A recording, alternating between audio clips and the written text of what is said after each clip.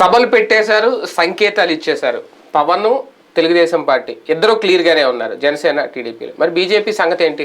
Bharatiya Janata party ఇంకా ఆంధ్రప్రదేశ్లో పొత్తుల విషయంలో, లేదంటే రాజకీయ ఎత్తుగడల విషయంలో ఇంకా ప్రేక్షక పాత్రే పోషిస్తోందా? ప్రేక్షక పాత్రే పోషించాలా ఇంకెన్నాళ్ళు? దీని మీద క్లారిటీ ఇవ్వకపోతే గనక ప్రతిపక్షాలన్నీ ఏకం చేస్తాం, మాతో కలిసి వస్తాయి అని అనుకుంటా ఉంటే వాళ్ళకి ఎంత ఓటు బ్యాంక్ ఉంది, ఎంత ఓటు శాతం ఉందనే విషయం పక్కన పెడితే వైసీపీని గద్దె దించే విషయంలో తెర వెనకుండి బీజేపీ సహకరిస్తుంది ఈ కూటమికి అనే సంకేతం వెళ్ళదా?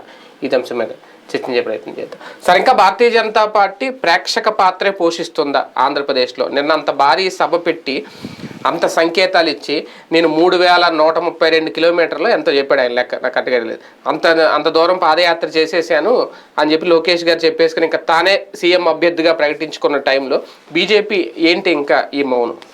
అంటే భారతీయ జనతా పార్టీని ఎవరు అడిగారని, ఎవరిని అడిగారా? నిన్న కూడా అడిగాను. కానీ ఆ వేదిక మీద ఉన్న పవన్ కళ్యాణ్ అనే ఒక వ్యక్తి, ఒక శక్తి ఇంకా ఎన్డీఏలోనే ఉన్నారు. అవును, బయటికి పోతుంది ఆయన, వాళ్ళు తోసేయరు. ఆయన బయటికి రావాలో లేదో ఆయన తేల్చుకోవాలి. భారతీయ జనతా పార్టీకి అయితే రెండే కాన్సెప్ట్లు. దానికి బలమైనటువంటి ఆఫర్ ఉండాలి, ఉంటే ఒప్పుకుండొచ్చు. వాళ్ళకి ఆఫర్ ఉండాలి, వాళ్ళ ఆఫర్ ఇవ్వాలి. వాళ్ళకి ఆఫర్ ఉండాలి, ఎందుకంటే వాళ్ళుగా వీళ్ళ వెనకాల పడితే అప్పుడు వాళ్ళు ఆఫర్ అడగాలి. కానీ వాళ్ళు వెంట పడట్లేదు కదా, వెంట పడుతోంది తెలుగుదేశం.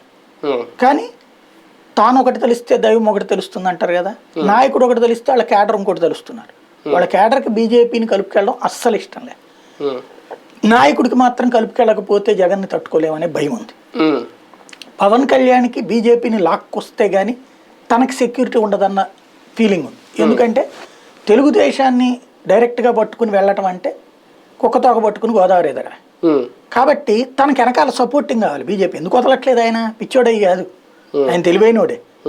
ఉట్టి తెలుగుదేశంతో తనంతా వదిలేసేసి బీజేపీని వదిలేసి కూర్చున్నాడు అనుకోండి, రేపటి నుంచి ఎక్కడ ఉంచాలి అక్కడ ఉంచుతుంది.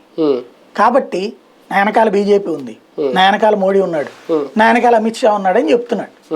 కాబట్టి ఆ పేరుతోనే కథ నడుస్తుంది ప్రస్తుతం. వాళ్ళు బీజేపీ వాళ్ళు ఏం సంకేతం ఇచ్చారు? మన లోకేష్ని పిలిచినప్పుడు పవన్ పిలిచారా? ఉట్టి లోకేష్తోనే మాట్లాడారే, కిషన్ రెడ్డి పురంధేశ్వరితోనే మాట్లాడారే. వాళ్ళు ఎక్కడ ఉంచాలో అక్కడే ఉంచారు. అంటే పొత్తుల వ్యవహారం పవన్ కళ్యాణ్ ద్వారా తాము చూస్తామని చెప్పలా, మేమే డైరెక్ట్ మా వాళ్ళతో మాట్లాడుకోండి అని సంకేతం ఇచ్చారు. దాన్ని బట్టి ఇప్పుడు ప్రస్తుతం పురంధేశ్వరి తేల్చాలి. పురంధేశ్వరి చేతిలో ఏముండదు, అధిష్టానం ఏదైనా చెప్తే చేయడమే. ప్రస్తుతానికి భారతీయ జనతా పార్టీ డినై చెయ్యట్లేదు. ఇక్కడ గుర్తుపెట్టుకోవాల్సిన పాయింట్, పొత్తు ఉండబోదని తేల్చి చెప్పట్లేదు అధిష్టానం. ఇది పొత్తుకు ఒక సంకేతం, పొత్తుకి సంకేతం ఇది. అదే సందర్భంలో కేవలం వైఎస్ఆర్ కాంగ్రెస్ పార్టీనే టార్గెట్ చేస్తుంది పురంధేశ్వరి అండ్ టీం. తెలుగుదేశాన్ని ఒక్క ముక్క కూడా మాట్లాడలేదు. తెలంగాణలో కాంగ్రెస్ని బీఆర్ఎస్ని ఇద్దరిని విమర్శించింది. అట్లాంటిది ఇక్కడ ఓన్లీ అధికార పక్షాన్ని మాత్రం విమర్శిస్తుంది. అంటే అర్థం ఏంటి? పొత్తుకి అదొక సంకేతం. మూడవది, సోమవీర్రాజు తెలుగుదేశాన్ని విమర్శించేవాడు, వైసీపీని విమర్శించేవాడు. అప్పుడు తెలుగుదేశం వాళ్ళు వైసీపీ మనిషి అని కోవట్ అనేవాళ్ళు, వైసీపీ వాళ్ళు తెలుగుదేశం మనిషి అని చెప్పి తిట్టిపోసేవాళ్ళు. కానీ ఇప్పుడు పురంధేశ్వరి వైసీపీ వాళ్ళు విమర్శిస్తుంటే వెనకేసుకొస్తోంది సొంత పార్టీలో విష్ణువర్ధన్ రెడ్డి, రమేష్ నాయుడు, భానుప్రకాష్ రెడ్డి వీళ్ళకంటే కూడా అయ్యన్న పాత్రుడు, సోమిరెడ్డి చంద్రమోహన్ రెడ్డిలు, అచ్చెన్నాయుడులు ఇట్లాంటి వాళ్ళు మాట్లాడుతున్నారు. పతిపాటి పుల్లారావులు, పయ్యావుల కేసులు. అంటే అర్థం ఏంటి? తెలుగుదేశం అబ్జార్బ్ చేసేసుకుంటోంది. తద్వారా ఇదొక పొత్తు సంకేతం. తెలుగుదేశం అధినాయకత్వం అయితే భారతీయ జనతా పార్టీతో పొత్తుకి ప్రిపేర్డ్గా ఉంది. ఇక కావాల్సిందల్లా భారతీయ జనతా పార్టీ అధిష్టానానికి సరైనటువంటి ఆఫర్. ఎందుకు? ఇద్దరు కలిపి 25 వస్తాయి. ఏది ఇటు ఎవరి వైపు ఉండకపోతే ఇద్దరు సచ్చినట్టు మద్దతు ఇస్తారు. రేపొద్దున మోడీ తప్పించి అక్కడ ఇంకోటి గెలుస్తాడని ప్రస్తుతానికి ఫీలింగ్ లేదు కాబట్టి జనంలో. అది వస్తే తెలుగుదేశం వైసీపీ ఇద్దరు కూడా మద్దతు ఇస్తారు కాబట్టి. కానీ భారతీయ జనతా పార్టీ సొంతగా బలాన్ని పెంచుకోవాలని కూడా అనుకుంటది కదా, అప్పుడు ఎన్ని సీట్లు ఇస్తారు? ప్రస్తుతం నేను వింటున్న అంశం అయితే BJP expected 10 parliament seats, 10 parliament స్థానాలు, 15 అసెంబ్లీ స్థానాలు. అంటే ఓన్లీ బీజేపీకా జనసేన బీజేపీ కలిసి? బీజేపీకి 10 పార్లమెంట్ స్థానాలు, 15 అసెంబ్లీ స్థానాలు. అంటే 1.5% ఎక్కువ అసెంబ్లీ స్థానాలు కోరుతోంది. అయితే తెలుగుదేశం పార్టీ 5 దాకా ఇవ్వచ్చు, ఇది డైరెక్ట్ అధినాయకత్వాల మధ్య చర్చ జరగల, మధ్యలో ఉన్న వాళ్ళ దగ్గర చర్చ నడుస్తున్నది.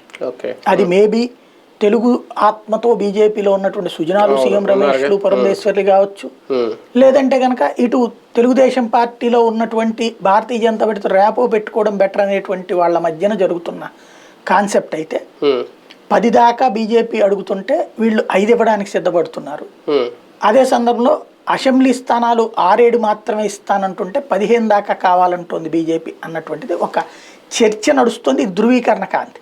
ఈ పొత్తులకు సంబంధించి, సీట్ల పంపకాలకు సంబంధించి పవన్ కళ్యాణ్ ముందు పెట్టి బీజేపీ తెరవనుకుండి కథ నడుపుతుందా?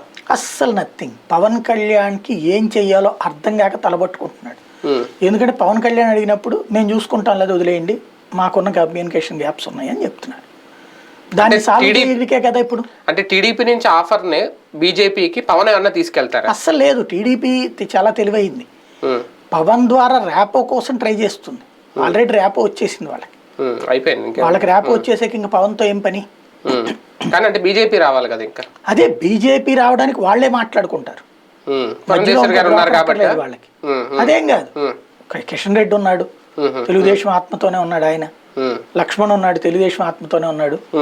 సరే, పురంధేశ్వరి ఇప్పుడు ఉంది, సుజనా చౌదరి ఉన్నాడు అక్కడ, సీఎం రమేష్ ఉన్నాడు అక్కడ, ఇంకేం కావాలి వాళ్ళకి? కాబట్టి అదేం ప్రాబ్లం ఏం లేదు. భారతీయ జనతా పార్టీ ఆలోచనలో ఆంధ్రప్రదేశ్లో శాశ్వతంగా కొట్టాలి మనం అనుకుంటే గనక ఈ దఫా ఒంటరిగా పోటీ చేసి సొంతగా తేల్చుకోవడం లేదు. ముందు ఈ ఎలక్షన్ వరకు ఎంతో కొంత కొన్ని సీట్లు మనం సాధించుకుందాంలే, ఆ తర్వాత ఎదుగుదాంలే అనుకుంటే గనక 15-20 సంవత్సరాల పాటు తెలుగుదేశంతో కలిసి సాగుదాం మనం, లేదు తెలుగుదేశాన్ని మనం కొట్టలేము అనుకున్నటువంటి సందర్భంలో తెలుగుదేశాన్ని బ్రతకనిద్దాం, దాన్ని ఎదగనిద్దాం అనుకుంటే గనక వెళ్ళి పొత్తు పెట్టుకోవడం.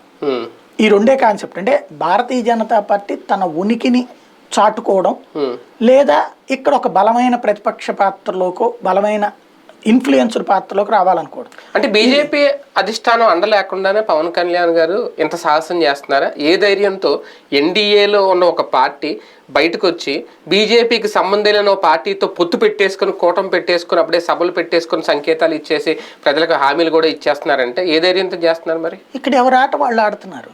అలా ఎలా కుదురుతుంది రాజకీయాల్లో? ఇప్పుడు ఎన్డీఏలో ఉండి అలా కుదురుతుందా? ఆంధ్రాలో విచిత్రం అదే. ఆంధ్రాలో మాత్రమే జరుగుతున్న విచిత్రం అదే. పవన్ కళ్యాణ్ తను ఎన్డీఏని వదలకుండా నరేంద్ర మోడీ, అమిత్ షా పేర్లు చెప్పుకుని తెలుగుదేశాన్ని బెదిరిస్తున్నాడు. సీట్ల కోసం ఎక్కువ డిమాండ్ చేసుకుంటున్నాడు.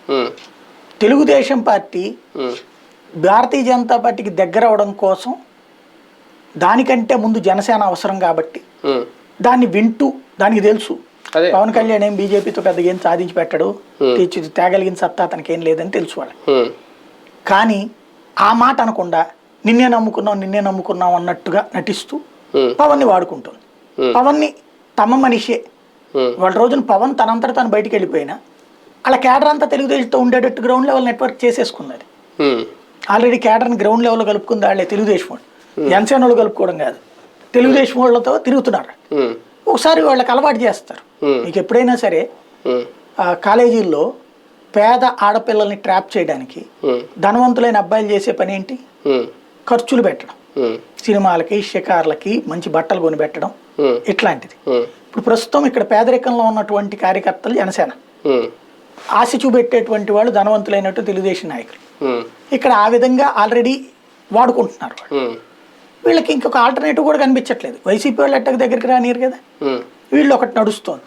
ఇక పవన్ కళ్యాణ్ ఆస్పెక్ట్ ని భారతీయ జనతా పార్టీకి తెలియదు. వాళ్ళంత అమాయకులా? వాళ్ళేం చూస్తున్నారు? ప్రస్తుతం జాతీయ రాజకీయాలు చెక్ చేసుకుంటున్నారు, జాతీయ అవసరాలు చెక్ చేసుకుంటున్నారు. ఇంకా వాళ్ళు తేల్చుకోవట్లే. ఇంకా వాళ్ళు ఏంటంటే దీన్ని ఏదో ఇంకా సీరియస్ ఇష్యూ కింద చూడాలి. సీరియస్ ఫోకస్ పెట్టాల. సీరియస్ ఫోకస్ పెడితే ఖచ్చితంగా 4 రోజులు చాలు కదంతా. వాళ్ళు డిసైడ్ అయితే సీరియస్ ఫోకస్ పెట్టలేదా? గోపి పాత్ర అయినా పోషిస్తున్నారా? వాళ్ళకి గోపి పాత్రలు పోషించి అలవాట్లేదు. అంటే గానే ఉంటది. కాకపోతే ఏంటంటే ఆంధ్ర గురించి ఆలోచించేంత తీరిక వాళ్ళకి లేదు ప్రస్తుతం. ఓ పక్కన రాష్ట్రాల ఎన్నికలు, అదైపోయాక పార్లమెంట్ లో బిల్లులు, అయోధ్య రామాలయ నిర్మాణం, వాటి ముందు చూసుకుంటే ఇదే ఎలక్షన్ ముందు చేర్చుకునే కానీ ఆంధ్రప్రదేశ్ రాష్ట్రం వరకు ఇదే సీరియస్ ఇష్యూ, మన వరకు వాళ్ళకి అది కాదు కదా. ఇందులో ఏమన్నా భారీగా వచ్చేస్తుంది అనుకుంటే దిగిపోతారు. ఇప్పుడు తెలంగాణలో రాదు అనుకున్న టైంలో చూసి చూడనట్టు పోయారు. వస్తది మనకు ఒక ఊపు ఉంది అనుకోగానే చివరి 1 month గట్టిగా స్ట్రగుల్ చేశారు. వెంటనే 14కి వెళ్ళింది 8% వచ్చింది. ఆంధ్రాలో ప్రస్తుతం మనకేం లేదని ఫీల్ అవుతున్నారు వాళ్ళు, మన స్టేక్ ఏం లేదని ఫీల్ అవుతున్నారు. 2 కాన్సెప్ట్లు ఉన్నాయి వాళ్ళ ముందు. ఒకటి తెలుగుదేశంతో వెళ్ళి ఇచ్చి 4 సీట్లు తీసుకుని ఒక 5 సీట్లు వాళ్ళు పార్లమెంట్ ఎత్తో 2-3 గెలుచుకుని, వాళ్ళు 15-12 అసెంబ్లీ సీట్లు ఇస్తే అందులో 2-3 గెలుచుకుని, ఎందుకంటే వాళ్ళు ఇస్తే తెలుగుదేశం ఏం చేస్తో కూడా వాళ్ళకి తెలుసు. రెండోసారి 14 ఇచ్చి 7 చోట్ల 22 మందిని పోటీ పెట్టింది. 7 చోట్ల 22 మందిని పోటీ పెట్టింది. అంటే ఫ్రెండ్లీ కాంపిటీషన్. మొన్న ఆయన ఎవరో చెప్తున్నారు, కాకినాడ కార్పొరేషన్ అట పొత్తు అని చెప్పి చేసి వాళ్ళకి ఇచ్చిందే 7 అట, అందులో 4 చోట్ల 22 మందిని పోటీ పెట్టారట. చివరికి వీళ్ళు గెలిచింది 3. అదిగో మీకు బలం లేదని చెప్తారు. అదేమంటే తోడు వీళ్ళు రారు. బీజేపీ ఓటర్ని వీళ్ళకి కావాలి, తెలుగుదేశం ఓటర్ని ఇటు షిఫ్ట్ కానియరు. Telugu Desam from the beginning concept తన ఓటర్ని బీజేపీ షిఫ్ట్ చేయనీదు, బీజేపీ ఓటర్ని తను తీసుకోవాలనుకోదు. కమ్యూనిస్టుల ఓటర్ని తనకు కావాలనుకుంటుంది కానీ తెలుగుదేశం ఓటర్ని కమ్యూనిస్ట్కి ఇవ్వదు. ఈ స్ట్రాటజీ తెలుగుదేశం అని తెలుసు. అయినా మనకు కాసిన సీట్లు రావాలే, ముందు మనకంటూ ఆంధ్రప్రదేశ్లో సొంత సీట్లు కావాలే, సొంత సీట్లు రావాలే అనుకుంటే, అది కూడా తాము కోరుకున్న సీట్లు వస్తాయి అనుకుంటే వాళ్ళకి విశాఖపట్నం కావాలి, విజయవాడ, గుంటూరు, ఏలూరులో ఏదో ఒకటి కావాలి వాళ్ళకి. అదే సందర్భంలో నరసాపురం, రాజమండ్రి, కాకినాడ ఈ 3 1-2 కావాలి వాళ్ళకి. ఇట్లాంటి కొన్ని లెక్కలు ఉన్నాయి వాళ్ళకి. అట్లాంటి సీట్లు వీళ్ళు ఇస్తానంటే అది పవన్ కళ్యాణ్ తీసుకెళ్లి మాట్లాడినా ఓకే, లేదా వాళ్ళు చేసుకున్నా ఓకే, తీసుకునేటువంటి అవకాశం ఉండొచ్చు. అప్పుడు ఆలోచించే అవకాశం ఉంది. ప్రస్తుతానికి వాళ్ళు ఆలోచించట్లేదు. వాళ్ళ అధినాయకత్వం నాకు ఉన్న సమాచారం మేరకు అయితే సంక్రాంతికి స్పష్టత వచ్చేసే అవకాశం ఉంది. ఎందుకంటే మధ్యప్రదేశ్లో 2.5 నెలల ముందు తీసుకొచ్చారు వ్యవహారం. అట్లాగే అందులో పురంధేశ్వరిని అసెంబ్లీకి పెడతారని, అంటే అసెంబ్లీలో మన ఫేసులు అంటే పొత్తుంటే పురంధేశ్వరిని అసెంబ్లీకే నుంచో పెడతారు. అప్పుడు సుజనా చౌదరిని కూడా అసెంబ్లీకే నుంచో పెడతారు పొత్తుంటే. పొత్తు లేకపోతే పార్లమెంట్ స్థానాలకు వెళ్తారు వీళ్ళు. ఇది సింపుల్ లాజిక్. మొదటి నుంచి కూడా పవన్ కళ్యాణ్ గారి విషయంలో భారతీయ జనతా పార్టీ అంటే ఈయన ఇక్కడ ఎలాంటి నిర్ణయాలు తీసుకుంటున్నా, పొత్తులు ప్రకటించేస్తున్నా సరే ఒక ప్రేక్షక పాత్రే పోషిస్తుంది. ఎప్పుడు కూడా ఇక్కడ నాయకులు పెద్ద సీరియస్గా మాట్లాడలేదు. సోమిరాజు గారు మాట్లాడి ఉండొచ్చు. పురంధేశ్వర్ గారు వచ్చిన తర్వాత అసలు ఆ టాపిక్లే పక్కెళ్ళిపోయినాయి. వ్యతిరేకించట్లేదు, అలాగే సమర్థించట్లేదు. నిన్న ఎంత భారీ సభ పెట్టినా సరే ఆయన నేరుగా వీళ్ళతో పొత్తులో ఉన్న నాయకుడే ఆ స్టేజ్ మీద నుంచి మాట్లాడినా సరే ఇంకా మౌనంగా ఉండడం ఇది వ్యూహం అనుకోవాలా, లేదంటే దీర్ఘకాలిక వ్యూహంలో భాగంగా భారతీయ జనతా పార్టీ ఇలాగే నిర్ణయాలు తీసుకుంటుంది, పొత్తు పెట్టుకునే ఉద్దేశం ఉండి తెర వెనక నుంచే మొత్తం నడిపిస్తున్నారు అనుకోవాలి? అంటే వాళ్ళు ఏ తెర వెనకాల ఏం చేయట్లేదు. మీకు పవన్ కళ్యాణ్ గారు రాసిన వార్తే ఆ రోజున అమిత్ షా దగ్గరికి పవన్ కళ్యాణ్ వెళ్ళినప్పుడు కూర్చోగానే ఫస్ట్ అడిగిన పదం నువ్వు అట్లా వెళ్ళడం కరెక్ట్ కాదు అన్నాడు అని. అంటే వాళ్ళు క్లియర్ గానే ఉన్నారు కదా, అది వాళ్ళే రాశారు కాబట్టి మనం నిజమన్నాం. అంటే ఏపీ రాజకీయాల్లో పవన్ కళ్యాణ్ ఒక కింగ్ మేకర్ అని అనుకుంటున్నారు, అందుకే ఆయన తన వెంట పెట్టుకోవాలని చంద్రబాబు గారు. అదే కింగ్ మేకర్ ఆయన బీజేపీ చేతిలో ఉన్న ఒక అస్త్రంగా ఎందుకు వాడుకోవట్లేదు బీజేపీ? ఆయన్ని ఎందుకు వదిలేస్తుంది? అలాగే ఒప్పుకోవట్లేదు కదా, అలాగే ఆయన వదిలేదు కదా. ఏది ఆయన వదలట్లా, అదే అంటున్నాను, ఆయన వదలట్లా. ఆయన బీజేపీ వదలకపోవడం కాదు, ఆయన బీజేపీ ఆయనే బీజేపీని వదిలేయట్లేదు కదా. అదే ఆయన తప్పు కానీ వాళ్ళ తప్పు కాదు కదా. వాళ్ళు ఇప్పుడు వెళ్ళమన్నారు అనుకోండి, అప్పుడు ఏం ముద్రేస్తారు? వైసీపీకి వీళ్ళు కలిసిపోయారు. వెళ్ళమనక్కర్లేదు, పవన్ కళ్యాణ్ వాడుకోవచ్చు కదా భారతీయ జనతా పార్టీ. అతను ఉండరంటున్నాడు కదా. ఆయన ఏమంటున్నాడు, నేను తెలుగుదేశంతోనే ఉంటాను, మీరు కూడా నాతో రండి అంటున్నాడు. అంటే ఉండనట్లేదు, అలాగే బీజేపీని వదిలేయట్లేదు. అదే ఈ పేరు చెప్పబోతే అక్కడ తెలుగుదేశంలో లైఫ్ ఉండదు ఆయనకి. తెలుగుదేశంతో బేరాలాడడానికి బీజేపీని చూపెడుతున్నాడు, బీజేపీతో బేరాలాడడానికి తెలుగుదేశం వెనకాల ఉందని చూపెడుతున్నాడు. అదే ఆయన వ్యూహం. అంటే ఒక మోడీకి పవన్ కళ్యాణ్ కి మధ్య సత్సంబంధమైన ఇలా ఉండడానికి కారణం బీజేపీ పార్టీ పరంగా పవన్ కళ్యాణ్ పట్టించుకోవట్లేదా? భారతీయ జనతా పార్టీ అసలు ఆంధ్ర గురించి ఇంకా పట్టించుకోవట్లేదు. పట్టించుకునేటప్పుడు అవన్నీ వస్తాయి. మరి మొన్న ఎన్డీఏకి ఎందుకు పిలిచారు మీటింగ్ కి? పవన్ కళ్యాణ్ ఎన్డీఏ మీటింగ్ దేశవ్యాప్తంగా కాంగ్రెస్ వాళ్ళు మీటింగ్లు పెట్టుకున్నారు కాబట్టి వీళ్ళ తరపున కూడా మా వెనకాల అప్పుడు వచ్చిన వాళ్ళల్లో చూసుకుంటే ఒక్క సీటు లేని ఈయన ఒక్కడే. అదే అవును, కానీ ఏదో పార్టీ బలం చూపించుకోవడానికి లెక్క, సంఖ్య 28 ఉన్నాయి మాకు, వాళ్ళకి 28 మంది వచ్చారన్నారని, మాకు 40 మంది ఉన్నారని చూపెట్టడానికి అయిపోయింది. దానికోసం 8 గిఫ్ట్ ఇచ్చారు, అది తీసుకుని ఈయన మిస్యూజ్ చేశాడు. కాబట్టి పవన్ కళ్యాణ్ భారతీయ జనతా పార్టీ నమ్మే పరిస్థితుల్లో లేదు. పవన్ కళ్యాణ్ భారతీయ జనతా పార్టీ నమ్మే పరిస్థితుల్లో లేడు. పవన్ కళ్యాణ్ భారతీయ జనతా పార్టీ బూచిని చూపెట్టి జగన్ ఆపుతాడు, చంద్రబాబు నాయుడుతో కంట్రోల్లో పెట్టుకుంటాడు. అదే సందర్భంలో భారతీయ జనతా పార్టీ టైం చూస్తోంది, వాళ్ళకు ఒక క్లారిటీ కావాల్సింది దేశవ్యాప్తంగా ఎన్ని సీట్లు తెచ్చుకుంటాం అనేటువంటి. 350 వస్తున్నాయి అనుకున్నారు అనుకోండి, ఆంధ్ర విషయంలో లైట్ తీసుకుంటారు. లేదు 300, 305 వస్తున్నాయి అనుకున్నారు అనుకోండి, అప్పుడు ఆంధ్రాలో తెలుగుదేశంతో పొత్తు పెట్టుకుంటారు. అప్పుడు పవన్ కళ్యాణ్ అవసరం కూడా లేదు వాళ్ళకి. నిన్నటి సభ భారతీయ జనతా పార్టీకి ఉన్న 1-2% ఓట్ బ్యాంక్ కూడా థ్రెట్ తీసుకొస్తుంది సింగిల్ గా ఉంటే అని అన్నది అనిపించింది. అంత సీన్ ఏం లేదండి వాళ్ళకి గనక. ఇది ఒంటరిగా పోటీ చేస్తే నాకున్న అవగాహన మేరకు అయితే 3-7% ఓట్లు కొడతారు. అందులో పార్లమెంట్ ఎలక్షన్స్ కూడా కలిపి జరుగుతున్నాయి. 3-7%, మాక్సిమం పోతే 10% ఓట్లు వస్తాయి. ఎందుకంటే పవన్ కళ్యాణ్ కూడా అటు వెళ్ళిపోయాడు కాబట్టి. ఇప్పుడు జనసేన అభిమానులందరూ ఎర్రోళ్ళు అయిపోయి వెళ్ళి అక్కడ ఏం పోటీ కలిసిపోరు. అక్కడ ఆల్టర్నేటివ్ లేకపోతే అప్పుడు జగన్కి వేసిన ఆశ్చర్యపోనక్కల. క్రిందసారి ఆల్టర్నేటివ్ లేకపోతే ఏం చేశారు బీజేపీ వాళ్ళు, జనసేన వాళ్ళు? జగన్కి వేశారు. నిజంగా అయితే గనక జగన్ ని దెబ్బ కొట్టాలనుకుంటే బీజేపీతో కలవకూడదు వీళ్ళు. మనం చేయగలిగింది కదా. క్రిందసారి మన తెలంగాణలో ఏం చేసింది? ఇండివిజువల్ గా చేయడం వల్ల ఎంత ఉపయోగపడింది? అది అధికారంలో ఉన్న బీఆర్ఎస్ ఓడిపోయింది. ఇక్కడ కూడా బీజేపీ కనుక తెలుగుదేశంతో కలిసిపోయినప్పుడు ఈ ప్రత్యర్థి ఓట్ బ్యాంక్ అంటే యాంటీ బాబుతో ఉండి తెలుగుదేశం నచ్చనటువంటి బీజేపీ వాళ్ళు ఆల్టర్నేటివ్ లేకపోతే పొద్దున్న జనసేన బీజేపీ వైసీపీకి వేస్తారు, అట్లాగే వీళ్ళు కూడా వేస్తారు. అదే బీజేపీని గనక మధ్యలో ఒంటరిగా ఉంచి పోటీ చేయనిస్తే, అసలు నన్ను అడిగితే జనసేన బీజేపీ కలిసి పోటీ చేస్తే ఇది చాలా పెద్ద లాజిక్. నేను మొన్నప్పుడు అన్నప్పుడు కూడా చాలా మంది అంగీకరించలా. బీఆర్ఎస్కే దెబ్బ, తృతీయ ప్రత్యామ్నాయం బీజేపీ అని చెప్పాను. ఇప్పుడు ఇక్కడ అంతే. ఇప్పుడు క్రిందటిసారి జగన్కి 30 సీట్ల వరకు వచ్చినటువంటి వ్యతిరేకత పవన్ కళ్యాణ్ ఎటు కాకుండా ఉన్నాడు, చంద్రబాబు మీద విపరీతమైన అసహ్యం వేస్తున్నారు. భారతీయ జనతా పార్టీకి మనోడు గెలవడు, కానీ చంద్రబాబు నాయుడు మన మోడీని నమ్మనాబూతులు తిట్టాడు, ఇట్లాంటి దెబ్బ కొట్టాలి, మనది గెలవదు అనుకున్న వాళ్ళందరూ వెళ్ళి వైసీపీకి వేశారు. బాబుని కొట్టగలిగిన వాడు జగన్ ఒక్కడే అనేటువంటి ఉద్దేశంతో ఓట్లేశారు. వీళ్ళు ఇండివిజువల్ గా పోటీ చేస్తారు అనుకోండి, ఆ ఓటు వెనక్కి వచ్చేస్తాగా. ఆ ఓట్ బ్యాంక్ జగన్ కి దెబ్బతీసినట్టే కదా. అట్లాగే జనసేన ఓటర్ కూడా ఇప్పుడు చంద్రబాబుని అంగీకరించలేకపోతున్నారు, జగన్ ని అంగీకరించలేకపోతున్నారు. వాళ్ళు పవన్ కళ్యాణ్ తెలుగుదేశంతోనే ఉంటే బీజేపీకి వేస్తారు ఆ ఓటు. అప్పుడు 3 మినిమం, మాక్సిమం 10. అది వైసీపీకి నష్టం, తెలుగుదేశానికి కాదు. ఇది గుర్తుపెట్టుకోవాల్సినటువంటి అంశం. అది ఆ వ్యూహం పన్నుతారు లేదనేది చూడాలి. రైట్, చూద్దాం.